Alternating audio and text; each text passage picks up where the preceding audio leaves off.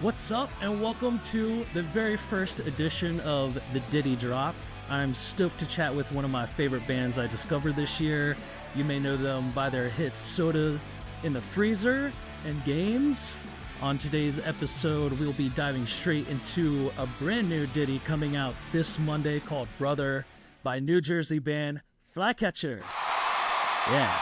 Put in some little Thank you for having me. Yeah, Gregory Thomas Pease is on the show today, and we're going to be diving deep into his brand new ditty.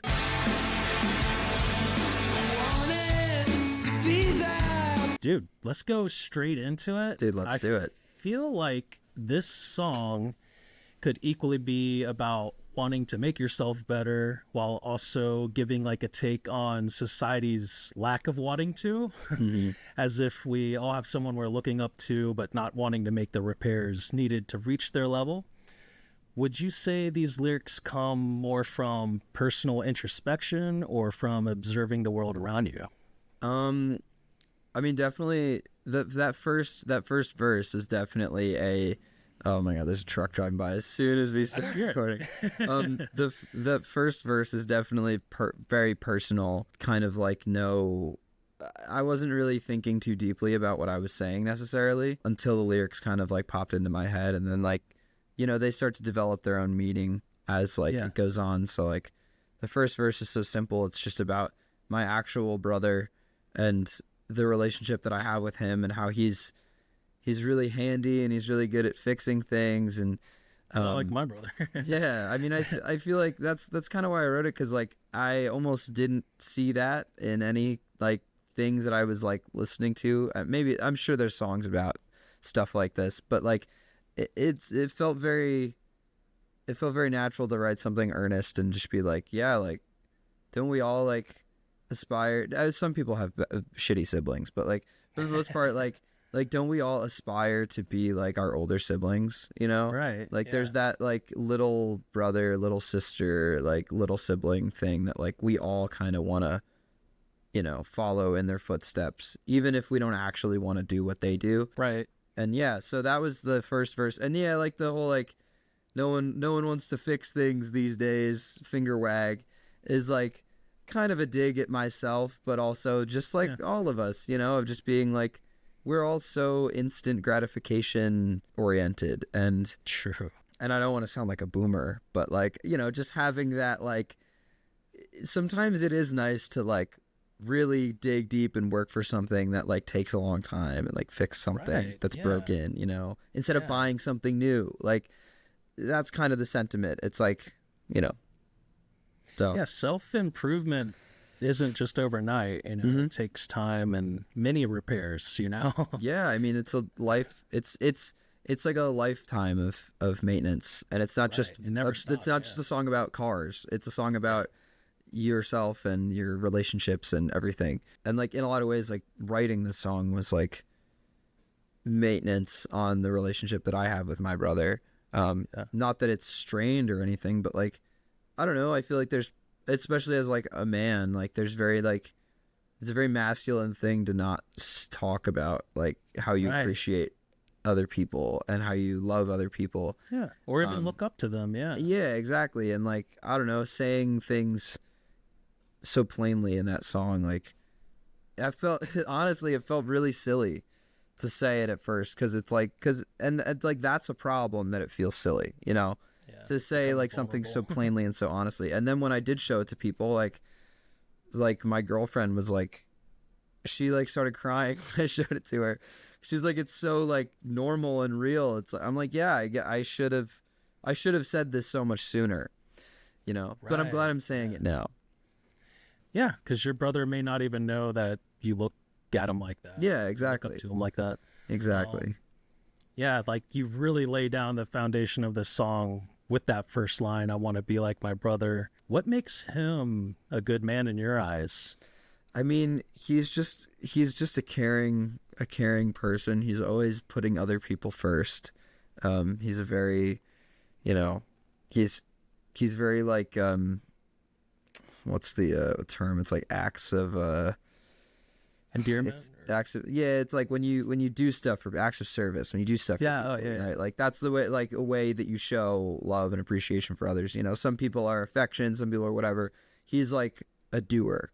So like if there's anybody in the family that needs help with their car, or anybody that needs help installing something, or like home improvement projects, like things like that, like he's the first one to like volunteer either his time or his tools or his know-how. It's sometimes to a fault. Sometimes he's helping people when he doesn't have time to, or he shouldn't, because he has to worry about his own stuff. But yeah, that's kind of like, I mean, he's good in so many ways. He's like, you know, he's been like the one constant in my life besides like my parents for my entire existence. And so like he's always been good to me, and he's always been good to everybody else. And I think like anybody that knows him would agree to that. Yeah. Seems like an awesome dude. Yeah, he's cool. He's a cool guy. Heck yeah, we'll get him on here next time. Yeah. I don't know if he'd know what to say. I don't know how he'd be in an interview, but it'd be pretty funny. You've been quoted as saying that you're able to process a lot of things that are holding you back through writing. Did you have like an aha moment while writing or listening back to Brother? I mean, kind of to what I said before about like feeling that authenticity, like in such a simple way, you know, instead of like coming up with some like poetic thing that feels like, you know, super deep or whatever.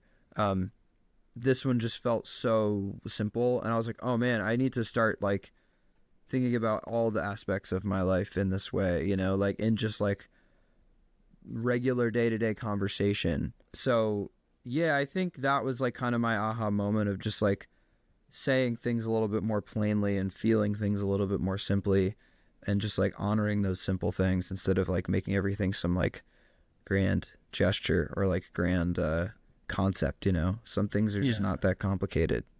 Right, yeah. You know?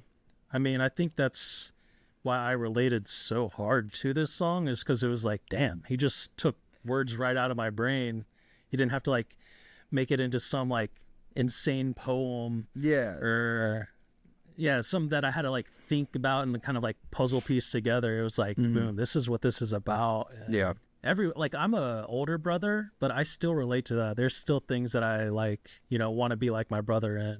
So. Yeah. I mean, and that's like, this song isn't just about like brothers or like, or even like a male figure that you look up to, or like any, like, it's more so just about like an aspirational relationship. And like every single person, even older brothers, even older sisters, even parents, they all at some point, and maybe still do, have somebody that they look up to, whether that's a cousin, whether that's a parent, whether that's just a friend.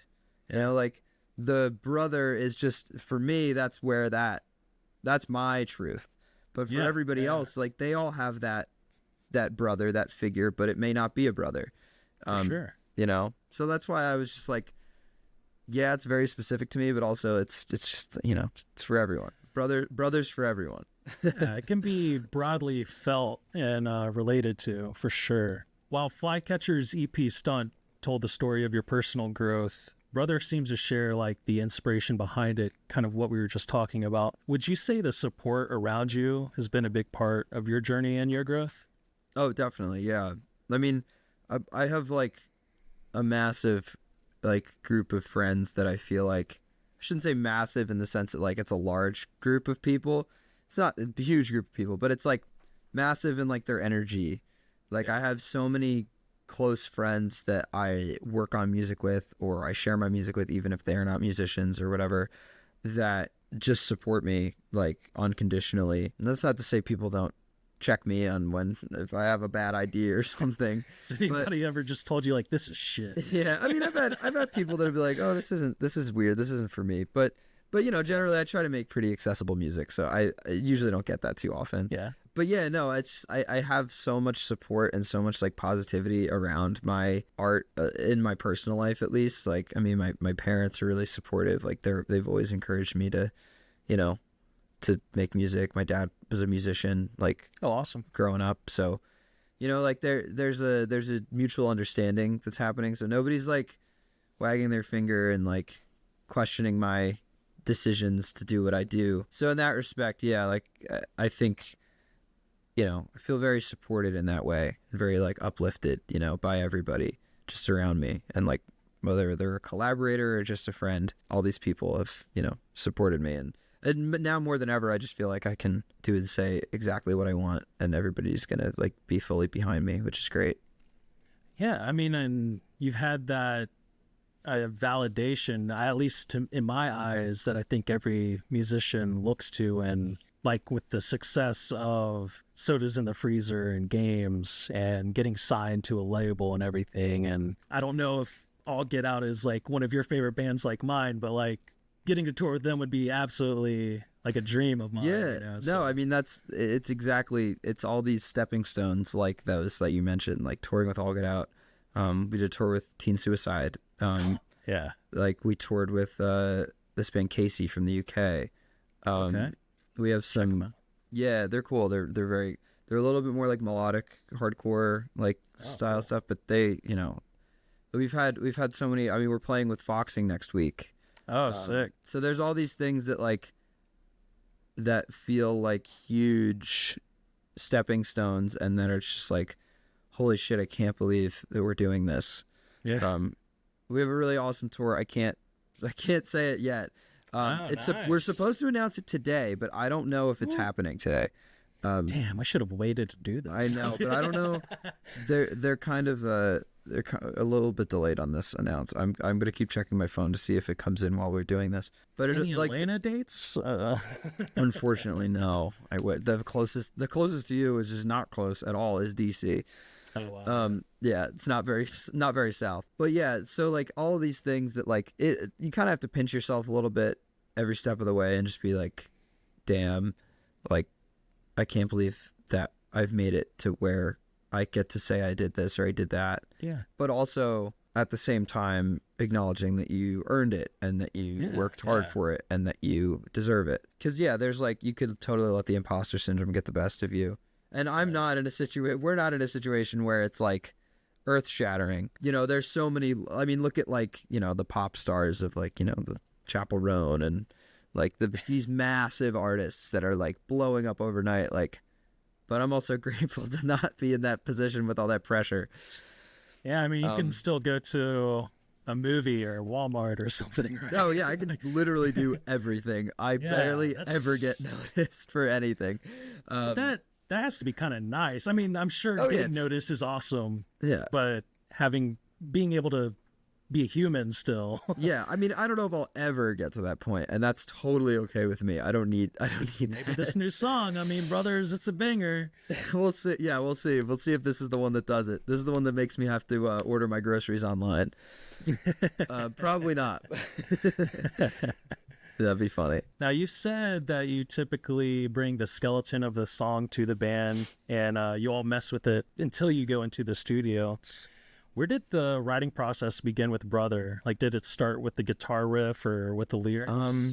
I think it did start with the guitar riff. I'm not gonna lie, I feel like that one really just like came together in like kind of a fugue state. I usually remember a bunch of these like pretty specifically of like how it happened.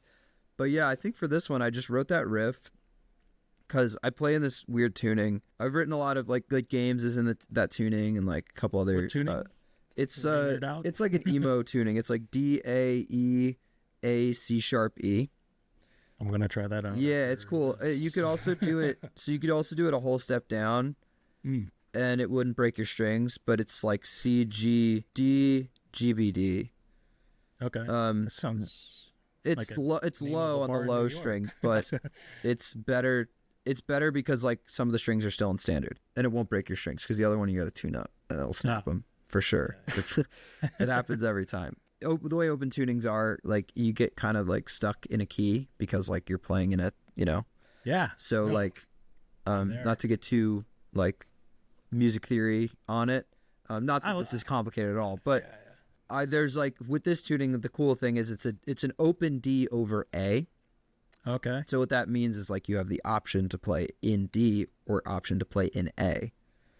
And if you choose one or the other, it changes completely how the tuning sounds, or it completely changes the chords you play. And then it kind of makes like the mood shift a little bit. So for this one, I did like the opposite of what I usually do. I usually go with the melodic, catchy, easy stuff. This one I went for like the little bit darker, like almost all, they're all major chords, and like can feel kind of clunky, but like if I did it in standard, I don't know if it would have like caught me the same way. So when I sat down and I played it in my weird tuning, I was like, ooh, these chords have something to them. I really like them. And then I just did that first line. I think it was just the very first line. Just, I want to be like my brother who learned to work with his hands.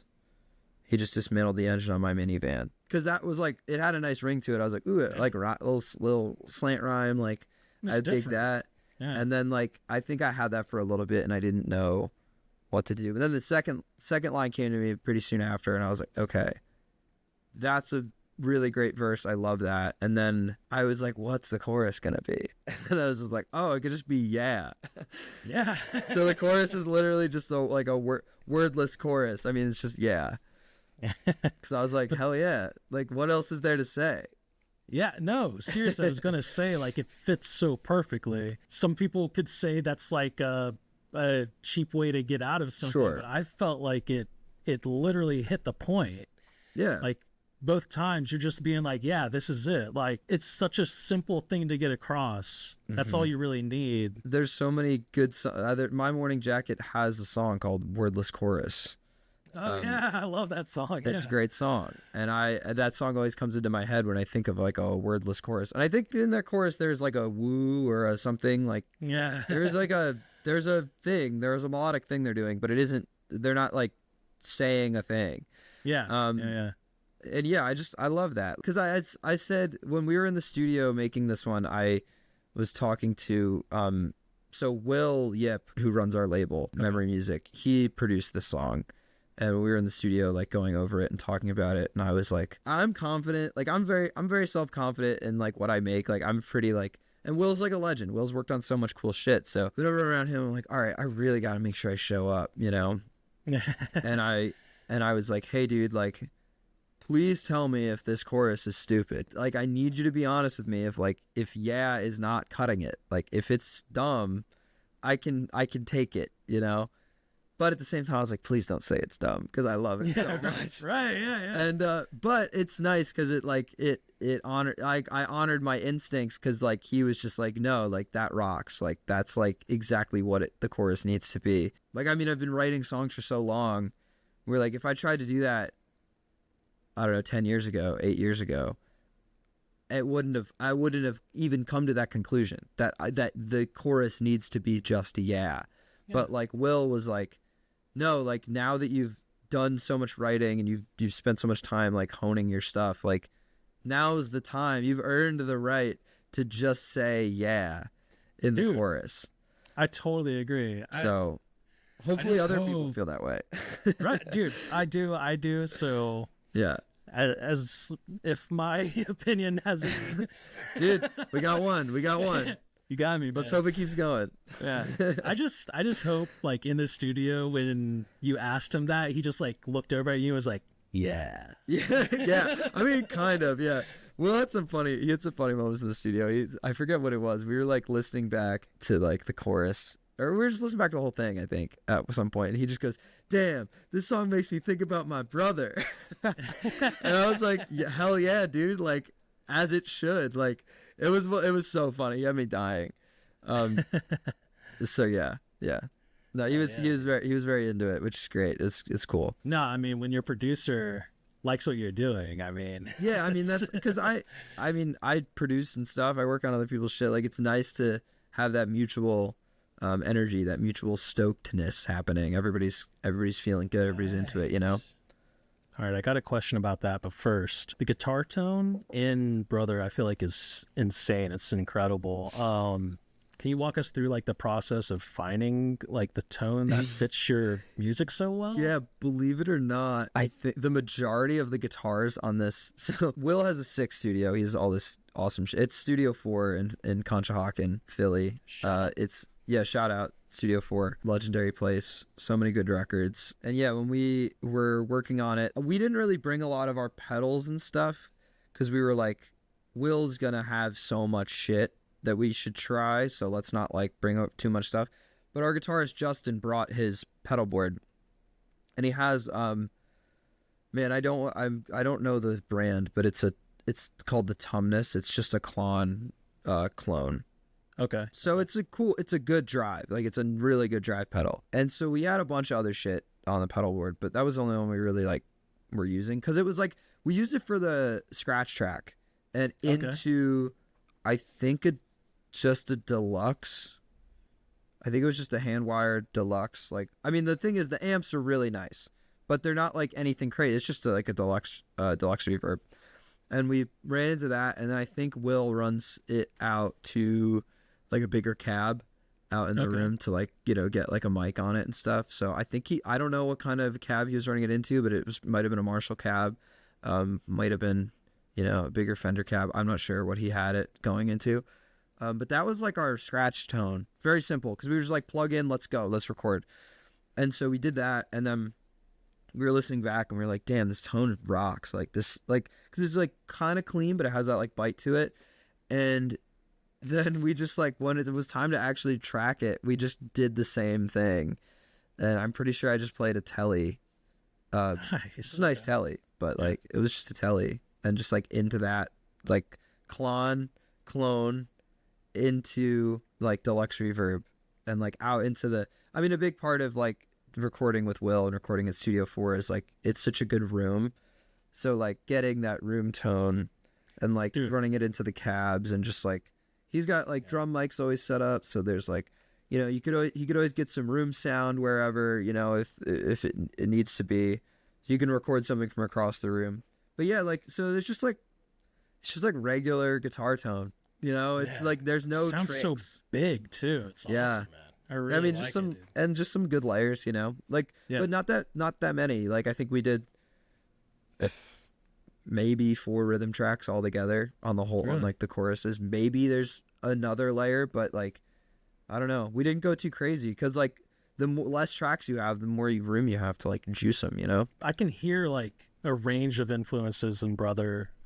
Which artists would you say had like the biggest impact on the song? Oh man, I mean, it's very like 90s in its like vibe and sensibility, but I don't know if I would necessarily cite any 90s artists off the top of my head that it like when I hear it, I think 90s, like, you know what I mean. But at the same time, I don't necessarily have an artist off the top of my head that I would relate it to. But more recently, I have like the band Wednesday. I'm big into them.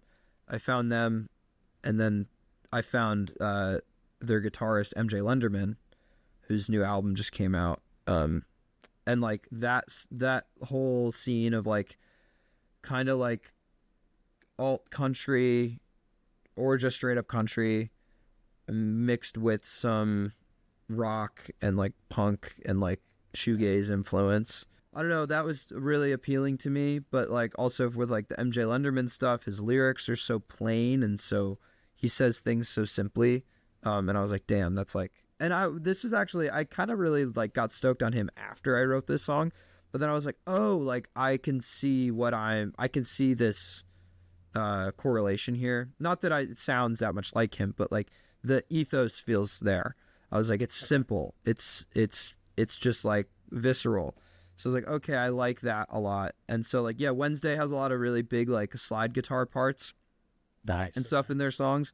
And so I've been definitely like heavily into that, and I think the rest of the band is also digging that stuff. So yeah, we were like, hey, let's get some slide on here. So like the solo, and then like also just like guitar solos. Like Justin, our guitarist, is so good. Like he's such a great guitar player, and like shreds it. He shreds, dude. Yeah. And like, and he's modest about it, but I'm like, man, like gotta let you freak it. Like gotta get you out here just like going nuts. Like, so like having him on the end of the track, just like ripping a quick solo. Like when we play live, it's way longer.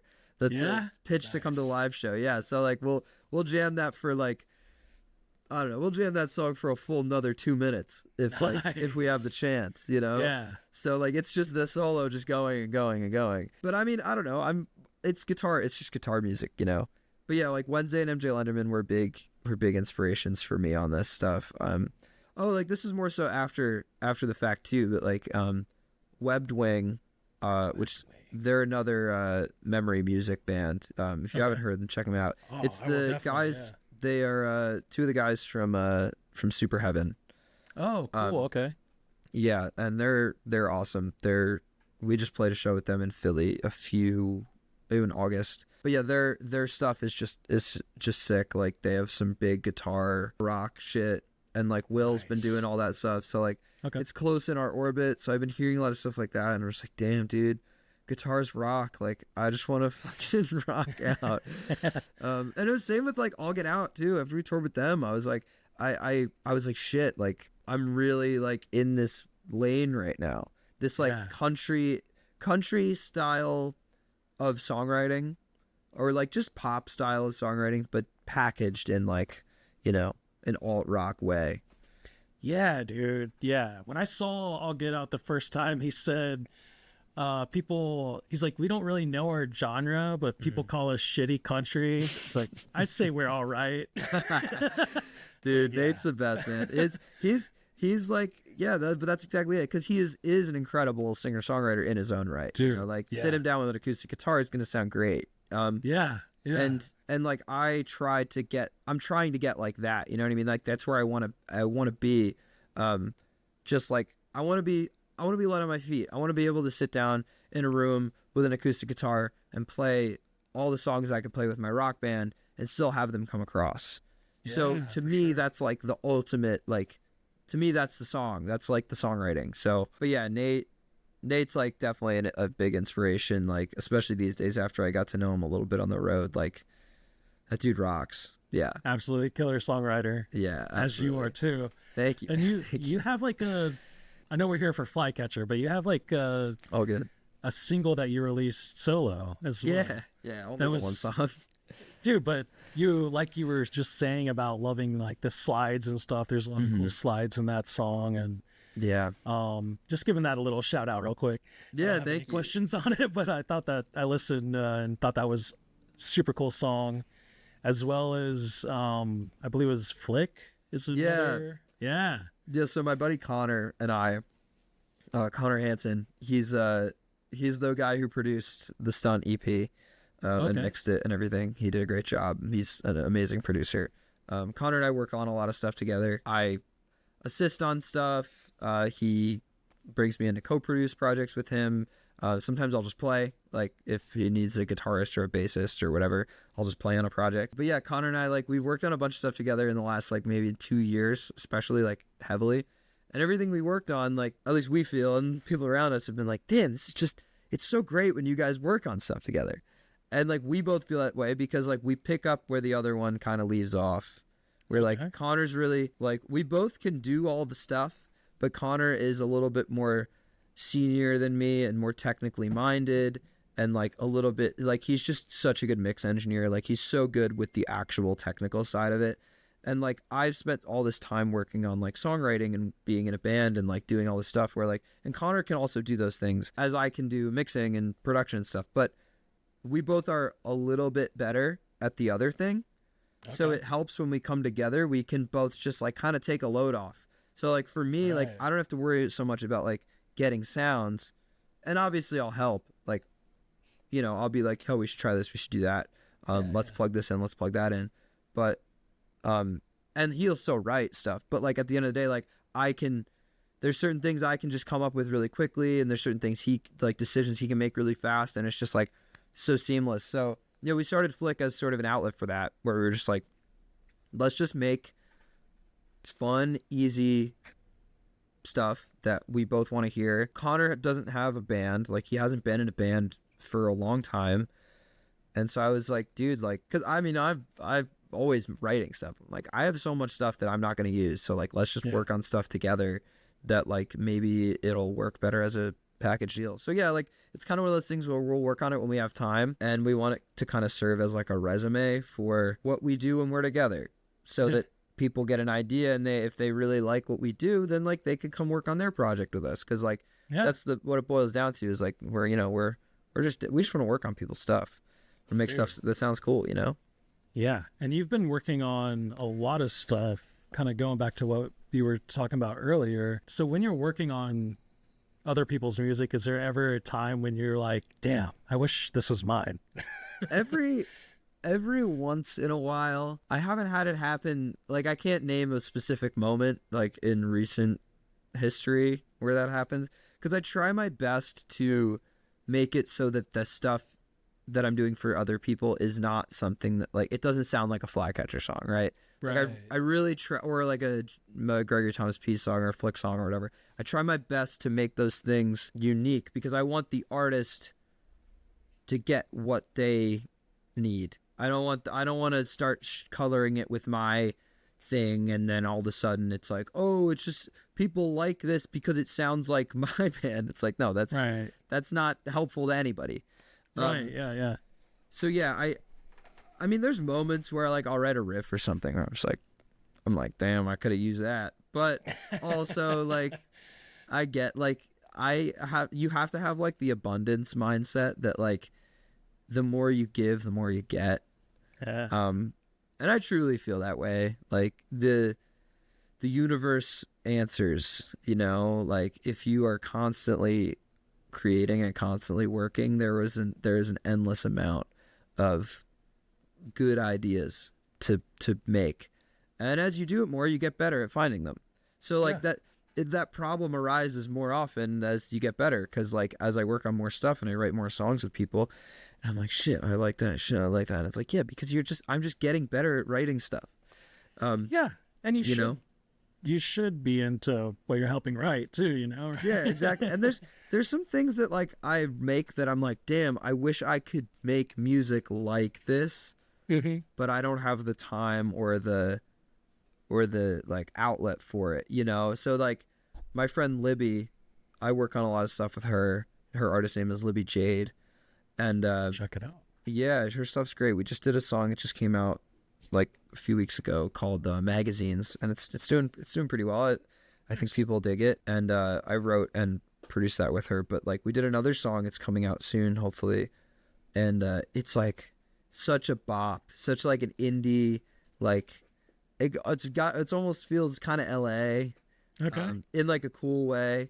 But she's a Jersey girl, like I'm from Jersey, so like we try to keep it like authentic to this. But like I threw some sick drums on there, and I was like, damn, this shit is so hype. And I was like, I would love to make like all of my music sound like this. But then at the same time, I was like, no, like this is why we produce. This is why I work on this stuff, because I can do this for her or for other people whenever I want. Right. And then I scratch that itch, and then I move on. You know. Yeah, I mean, I'm sure working with other songwriters and other artists like kind of expands upon your own songwriting and artistry. So yeah, I mean, I've and also like working with my people that I become friends with pretty much everybody I work with, and so like the more I work on stuff with people, I start to really like get to appreciate how skilled all these people are at songwriting and stuff, and just as musicians, like go singers or whatever, like what they're all good at, you know.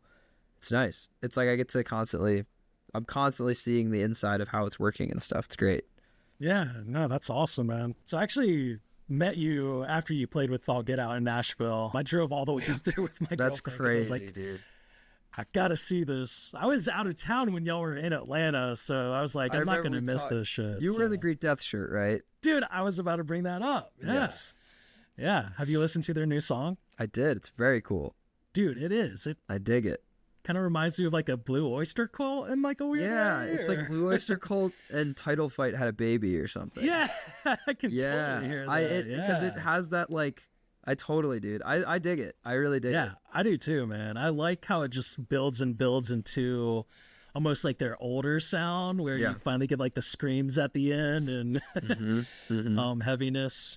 Yeah, I thought that was super cool. I had to talk to you about Greek Death a little bit. Dude, I love Greek Death, man. They're one of those bands that have just stuck with me. Like since I found them, I think I found them in like 2018, 20. Okay. Yeah, it was a while ago. Oh, wow. Because they came to New Brunswick, New Jersey, where I went to school. I went to Rutgers. Oh, and nice. They were playing a house show, and I was interning at like my friend Doug. Shout out Doug Gallo. He had a studio in New Brunswick at the time. It was like in his house. And after the show, they had Greet Death come to the house and do like a session, like an acoustic session, just real quick. Is that where that EP comes from? No. Oh, okay. But they did just this like live. So I'll send it to you later. It's like on YouTube somewhere. Dude, please. But yeah, it's great. It's like a cool little acoustic session of them playing Strange Days. I think it was Strange Days. Sick. Yeah.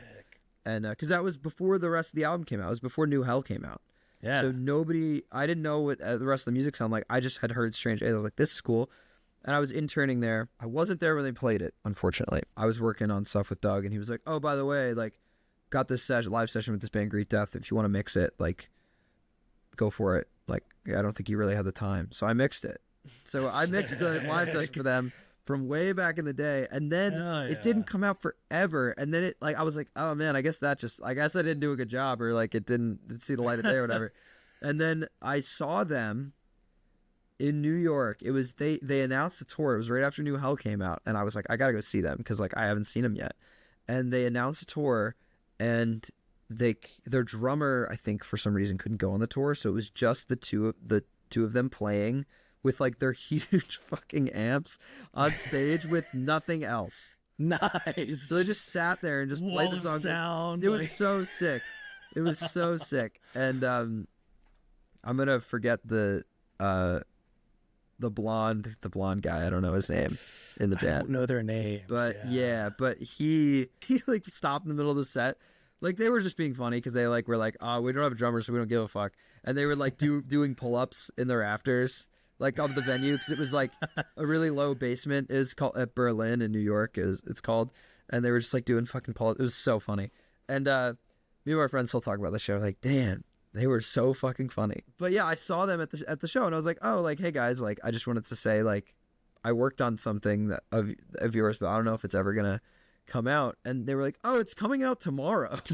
What? The odds of that whole thing happening were so bizarre, because it was like a year and a half of it not coming out, and then all of a sudden they were just like, oh yeah, it's coming out tomorrow. And then like on YouTube, sure enough, there it was. And not that it was like that serious. It was just very funny. It was a very serendipitous moment. So I have some core memories attached to their band. I just love their music so much, and their vinyl is just that New Hell vinyl. I don't know if you have it on vinyl. No. If you can track down a copy, I would get it. The artwork is incredible, and like that album is just so fucking good. It's like the whole thing is just so like good. A perfect record for me. And this time of year, forget about it. Dude, yeah, fall vibes like to the max. Record for sure. Dude, it's like late November vibes, you know? Yeah. Oh yeah, I just love Greet Death. They rock. I'm a big fan. Dude, me too, man. They're one of the few bands I'll like actually fanboy over, you know? Yeah. Yeah. Flycatcher's that band for me. Hell yeah. Wait, sorry, you were going to say you saw them? Oh, I saw them open for Say Anything. Oh, yes. I'm bummed I missed that anniversary tour. It was crazy. It was so That's good. Sick. Love it. So going away from Brother a little bit, I saw that you recently scored a silent film at a silent films at a festival in front of a live audience. Damn, you did do your research. This is a Nardwar level question. Trying to Nardwar out. No, I'm kidding. It is on my Instagram, but you did look for it. I did a. That's sick, dude. That's sick. I did a small amount of stalking. Nothing to be concerned about. Yeah, I love that. Can you talk on like the difference between scoring a film live versus performing your own music live? Yeah. I mean, scoring it live is just watching, like you're fully glued to the screen, so you're fully just watching what's happening. So it's like all improv, like. So like my friend and I, so my friend Kevin, who is like a really awesome, like just like multi-instrumentalist. So we actually went to preschool together. We grew up together. So like I've known Kevin forever. And my other friend Ryan, who I went to like elementary school and high school with, we all grew up in the same town. They live in New York, and Kevin got this opportunity to score this film, or score these silent film scores. And so he was like, hit us up as like the team. He was like, can we do this? Like, can we all like get together and figure this out? And yeah, we basically like, we wrote a good amount of it. Like we wrote pretty much all of it. It's all like the beats and everything. Like you have to have like an idea of what you're going to play. Yeah. But there are parts of it where it is just improv. So like it's like, hey, we're playing in this key for these next 2 minutes. That's it. Which like, so in that respect, yes. But then there is like a framework that you have to work within, because like there is a level of predictability you should have so that like you can quality control it, make sure it doesn't sound like total shit the whole time. So yeah, that was performing. It was stressful though. I think we were all a little nervous because like we all played a lot of different things. Like, so Kevin is a big keyboard player. He played a lot of synthesizers and stuff, and I think he had like 4 different keyboards going. Nice. And he plays trumpet, and I was playing guitar and bass and a trigger like keyboard. So I was like doing like sound effects and stuff on this keyboard. Okay. And then my friend Ryan was playing. He ended up playing some of the synths. He would like walk over and play some of the synths. He also did like clarinet and and he played saxophone. Or no, sorry, he played oboe, not clarinet. Okay. Don't need the band people going after me here. But yeah, so that's what he did, and like we all just kind of had like so many things, so many responsibilities. So like it was kind of stressful to keep all that straight and make sure everything was like working and like sounded correctly. But it worked. It worked. We passed with flying colors, I think. Did you have like transitions between like a humorous moment or a dramatic moment? Like how did that work? Yeah, I mean we just kind of like that all the parts we wrote like kind of had to flow into each other. So like yeah, because the thing with go minor, go major. Yeah, like with all the silent stuff, like there's nothing else happening, right? So it's different than a regular film where like there's moments of just nothing in regular films where there's dialogue and stuff. Like there's moments of no music. Yeah, which like you could just take a break. But in the silent film, like there's very few points where you could just cut all the audio completely and have it be good, right? Like right. We had a couple of moments where we cut intentionally and it had an effect, you know, but you can't just do that all the time. It's a cop out, you know. you gotta they hired you to play the score. You got to play the score. Right. So yeah, like it was definitely interesting to like kind of dive into that, but it went really well, and we're doing it again next year, I think. Nice. That's cool. So, you know, stay tuned for that. But yeah, like that was a lot of fun. Our friend, shout out to Mike and Lily who produced the whole thing. They're the ones in charge, and they did a great job. So are you a movie guy? I wouldn't call myself a movie guy. I definitely like movies. My girlfriend is a total movie person. Like her family kind of. Yeah, I would say so. I don't know if she would claim that herself, but I'd give her that title. She's really into movies and film and even TV. Are you more of like a TV guy or just your straight music?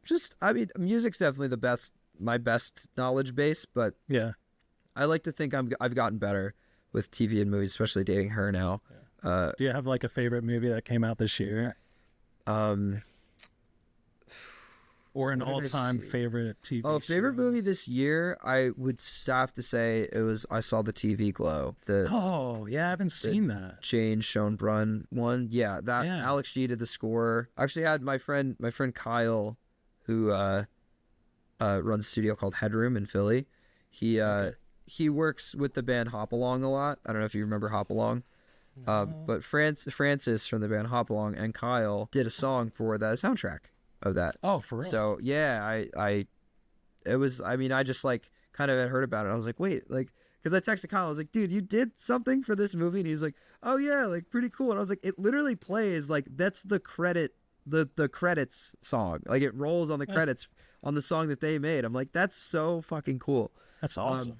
But yeah, that movie rocks. We just rewatched it the other night, and because we saw it in theaters, and it holds up. It really holds up. Yeah, I'll check that out for sure. Very ethereal.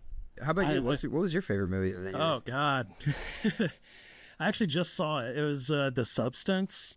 Oh, my girlfriend just watched it the other night, and she said she loved it. I was not home when she watched it, but if you like just weird as shit things, like yeah. Body horror to the finest. It was just, it was like insanely absurd. Yeah, I freaking love that stuff. So. The trailers looked good. It looked very fun, but also like horrible. Oh, dude, yeah. In all the best that's ways. that's a fun, like, that's a good, I don't know, it's a very good idea, very unique idea for a horror movie. I love that. Yeah, and like the commentary around it, I like really like the commentary around it. Yes. Just we as a society look at women in terrible ways, I think, and it was a cool way to kind of break it down. Also, for like my girlfriend, she's a hair colorist.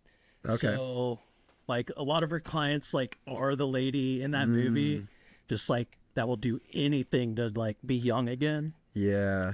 And a lot of the ladies in her chair have been like, kind of, not to ruin the movie or anything, give away any spoilers, but like, you know, like even in real life, once you do something cosmetically or something, like there's no going Of course. back. Yeah.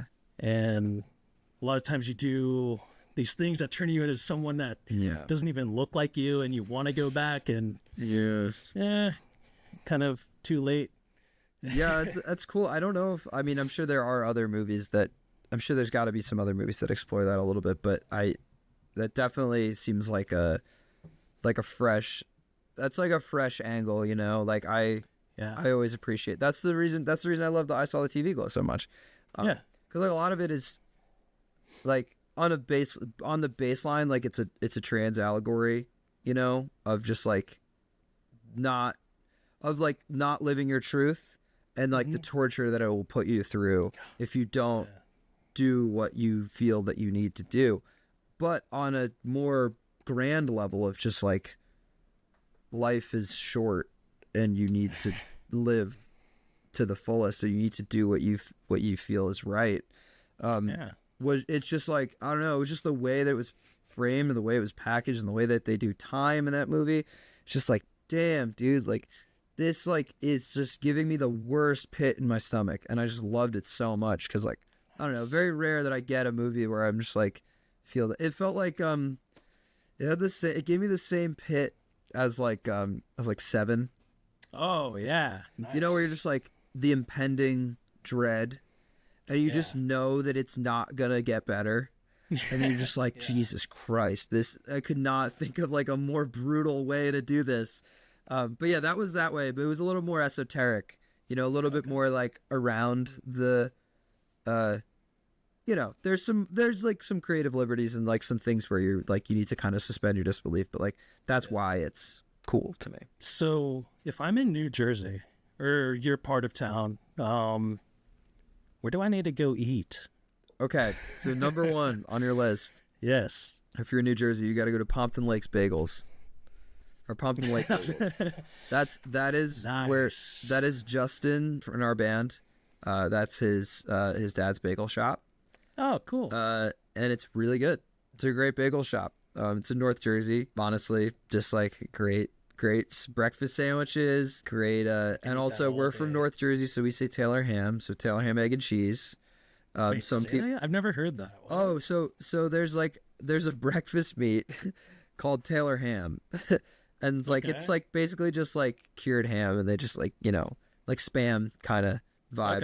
Okay. And you grill it and you throw it on a sandwich with like egg and cheese. But people from South Jersey call it pork roll. Weird. Okay. Because the brand is Taylor, like Taylor ham. But the product itself is pork roll. Yeah, exactly. It's like calling tissues Kleenex. Yeah. But the product itself is pork roll.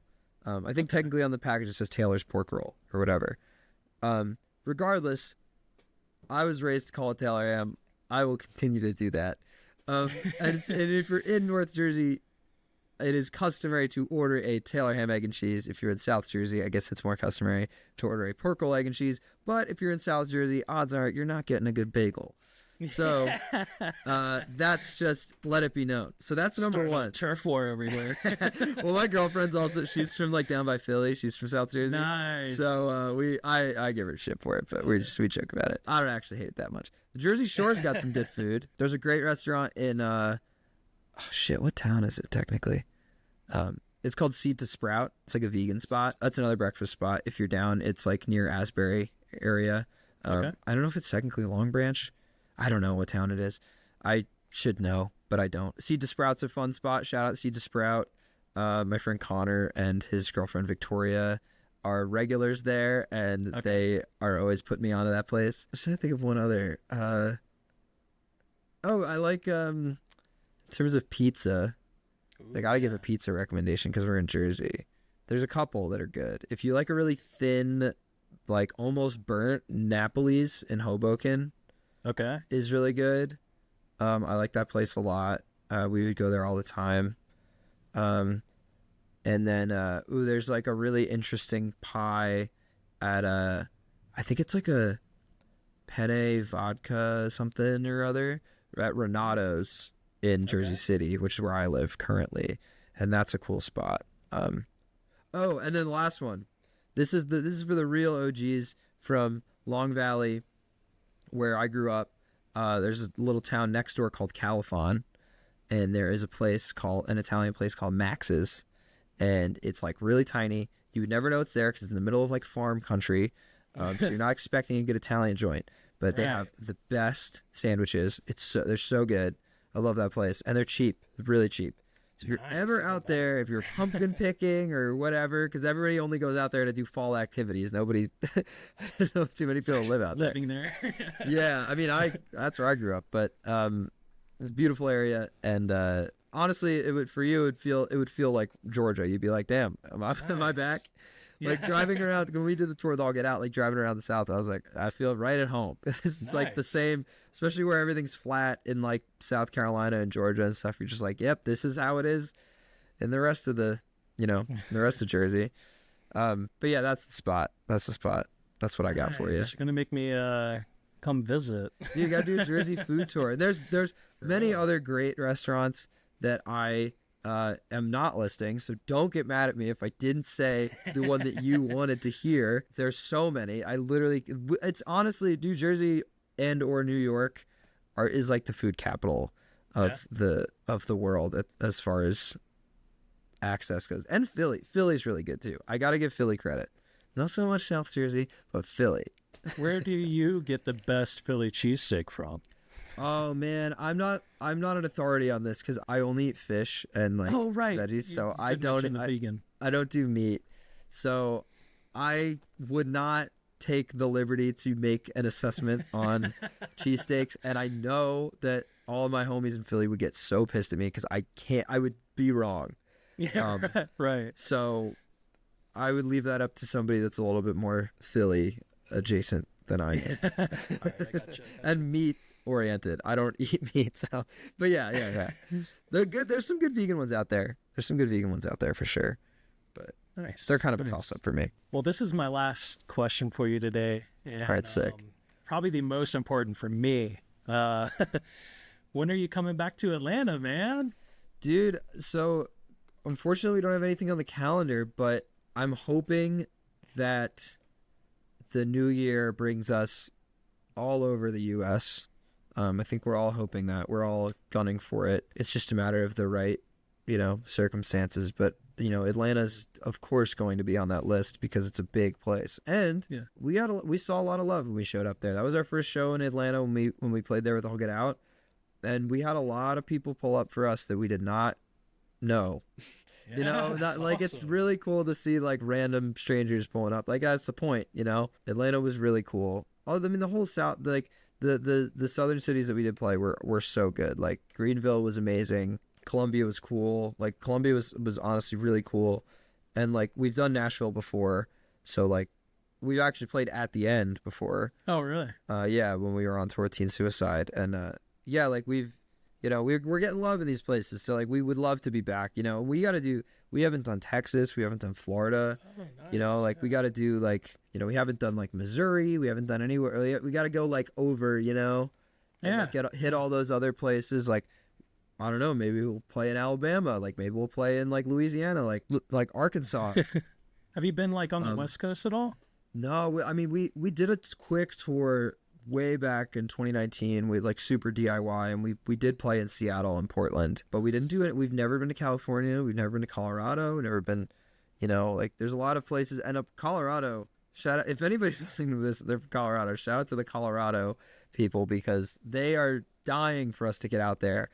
And it's just one of those things where we want to, but we need to make sure that we aren't losing money. Right. Because like it's obviously like we could just pack up the van and go and just hope for the best. But we all try to be as rational and smart as possible when it comes to like doing these tours, just so we can continue to do it. Right. You don't want to bankrupt ourselves doing one crazy thing and then be like, well, sorry guys, band's got to break up because we all hate each other now. At least we made it to Colorado. Yeah, exactly. So we're trying to do it gradually and sustainably so that hopefully we're just doing these full US tours, or at least doing them in chunks, and we're hitting every place that wants to see us, because that's the goal. So hopefully I will give you springtime next year. That is what I will say. Hey, that'd be awesome. That's what we're gunning for. All right. So heck yeah. Try to hold us to it. And if it's not us, just comment on our shit. And this is a PSA to everybody. I'll the shit out of you on seriously though, this is a PSA to everybody. If you ever want to see us in a certain place, comment on all of our posts. Tell us, hey, I want to see you here. I want to see you there. Send it to your friends. Tell them to bother us. Because like, it's not so much that I need to see it a million times, but it's that the traffic and the everything helps, you know? So like, because we get people that like will post a show and then like they won't see that we were in their city, and they'll be like, why don't you come back to wherever? And it's like, we were just there. So it's like having that, keeping that conversation, that dialogue going helps everybody, because the algorithms suck now. Dude, like it's so bad. Yeah. Even like sometimes it'll work for you, right? Sometimes a post will go and like you'll get some traction on it, it's all good. But then sometimes you'll post a tour and nobody sees that you're going on tour, and then you're like all like, whoa, why is nobody coming to these shows? Or why does we'll play a show. The amount of times we've played a show in like Boston, and then the people will be like, I didn't know you were in Boston. And I'm like, I posted about it so many times. Like, maybe it's user error. Maybe it's their fault. But I do like to think people aren't that stupid. And I always find shows that I need to see, but I always have to seek them out. Right. Like, yeah. So, you know, make the algorithm work for you. Comment on our shit. I will try to reply and say, okay, thumbs up. But yeah. Dude, it's awesome to hear Atlanta treated you well, because a lot of bands have been dropping off the Atlanta shows, and it kind of sucks. Oh, really? I've had to travel up to Nashville quite a bit to go see the bands I want. I mean, Atlanta's got such a great like history of like, especially in our genre, of just like really good bands. Like, I mean, the whole like Manchester Orchestra, Microwave, like All Get Out, even like Pipeline, just like what that whole scene is just like, you know, to me that was a huge formative part of my music listening experience. So, you know, it feels obligatory to stop down there.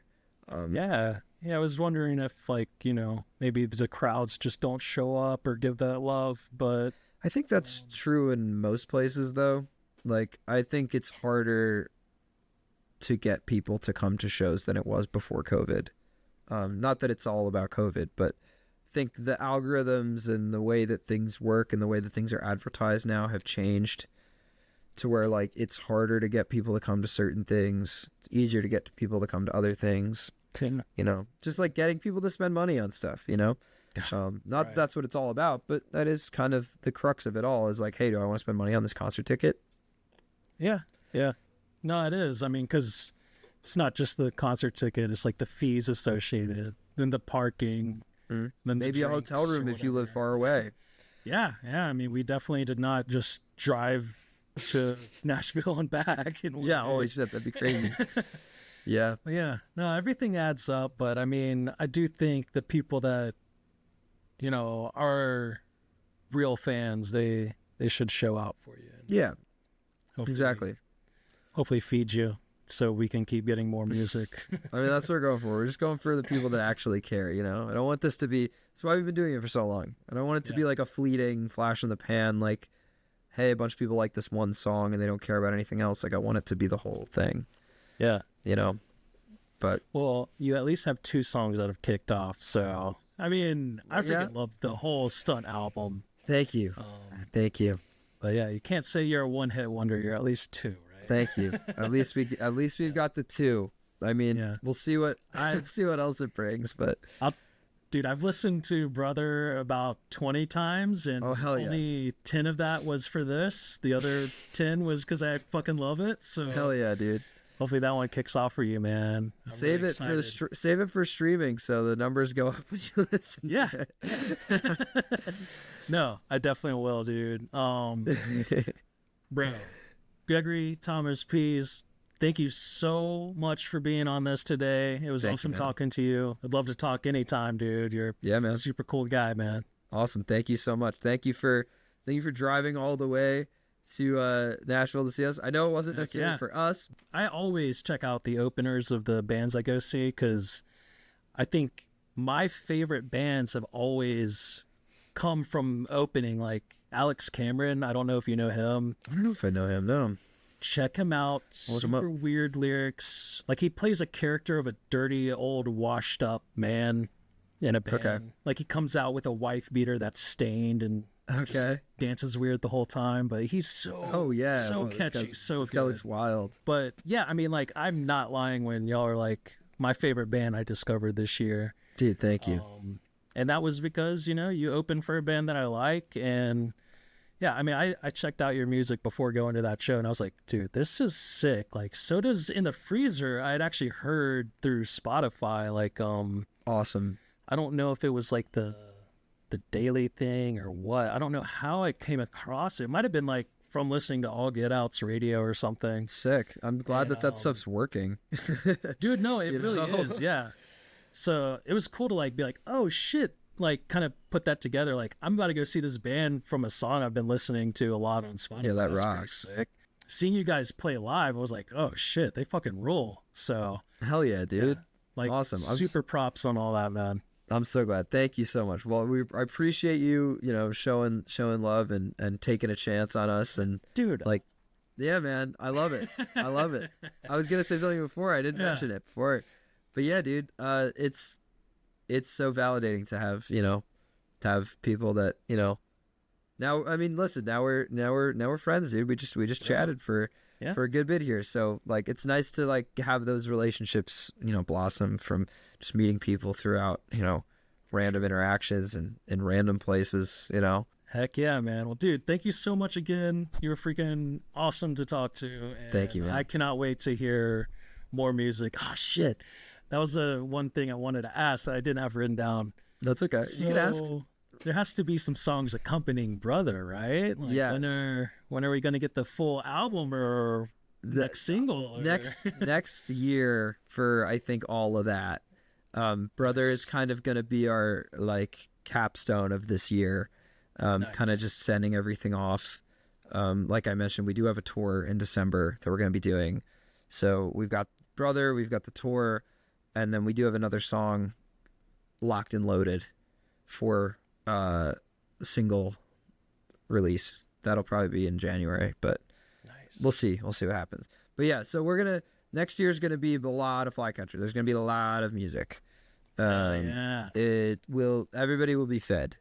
Don't worry. I got some to look forward to. Yeah, man, it'll be starving. Good. It'll be good. I know. Well, listen, we feel the same. We feel like it's been a little bit too long since we've put stuff out, but also like good things take time, and I think that we are. I think we've really landed on something that's gonna do some good stuff for us. So hopefully that's the case. Dude, and you were able to ride the wave of the stunt EP for a while, man. That's always a good sign. Yeah, it's been tiring to ride that wave. I'm very glad to be getting off of it. Not that I don't like those songs, but it's you know, when you play them so much. I mean, Games came out in 2021, so it's a long time. Yeah. That's all I'll say. Yeah. Well, dude, congrats on everything. Thank you. Good luck with the release of Brother. Thank you. Gonna definitely be sharing it out to everybody. And, hell yeah. Awesome, man. Well, dude, thank you so much again, and enjoy the rest of your day, dude. Thank you. You as well. Heck yeah. Be in touch, man. All right. Peace, man. Peace. Yeah.